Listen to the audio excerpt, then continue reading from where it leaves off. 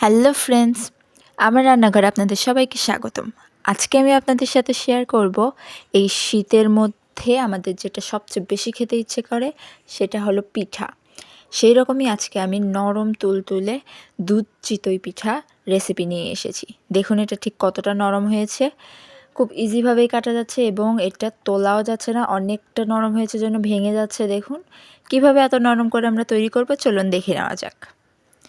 এখানে আমি একটি বোল নিয়ে নিয়েছি, তার মধ্যে আমি এখন হাফ কেজি সুজি ঢেলে নিচ্ছি।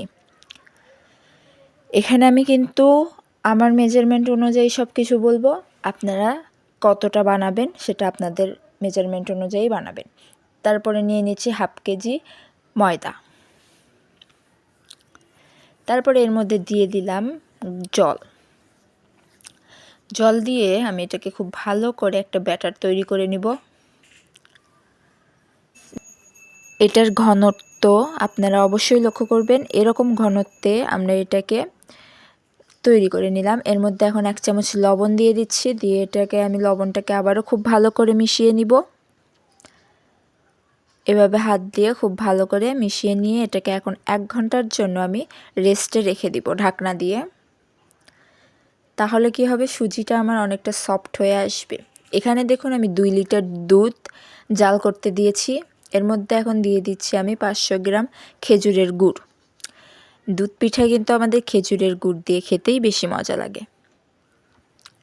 খেজুরের গুড়টা দিয়ে আমি দেখুন নাড়াচাড়া করে দিচ্ছি। আমার গুড়টা অনেক ভালো ছিল জন্য আমি গুড়টা জাল করে দেই নাই, ডাইরেক্ট গুড় দিয়ে দিচ্ছি, এটাতে দুধ নষ্ট হবে না।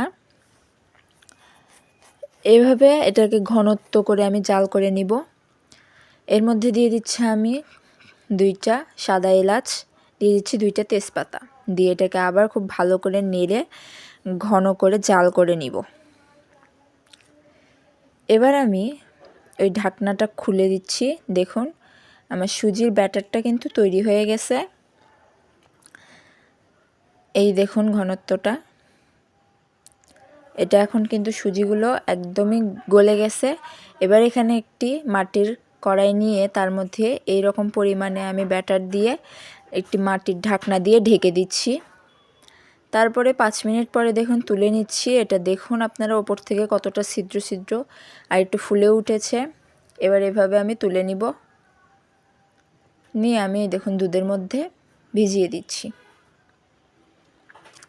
এভাবেই কিন্তু আমাদের দুধ চিতই পিঠাটা করা হয়। এখানে ফার্স্টে আমরা চিতই পিঠা ভেজে নিই, মাটির কড়াইয়ে আমরা এটা ভেজে নিই। মাটির কড়াইয়ে এটা সবথেকে ভালো ওঠে এবং এভাবে খুন্তির সাহায্যে এটাকে তুলে নিই। তুলে আমরা ডাইরেক্ট ওই ঘন দুধের মধ্যে ভিজিয়ে দিই। তাহলে রেডি হয়ে গেল দেখুন আমার দুধ চিতই পিঠা। এটা দেখতে ঠিক কতটা লোভনীয় লাগতেছে এবং কতটা নরম হয়েছে সেটা আমি আপনাদেরকে কেটে দেখে দিচ্ছি। দেখুন এটা কিন্তু খুব ইজিভাবেই কাটা হয়ে যাচ্ছে, কারণ এটা অনেকটা নরম হয়েছে। দেখুন আমি কেটে তুলতে নিচ্ছি, এটা একদম কিন্তু তুলতে নিয়ে ভেঙে যাওয়ার মতো অবস্থা।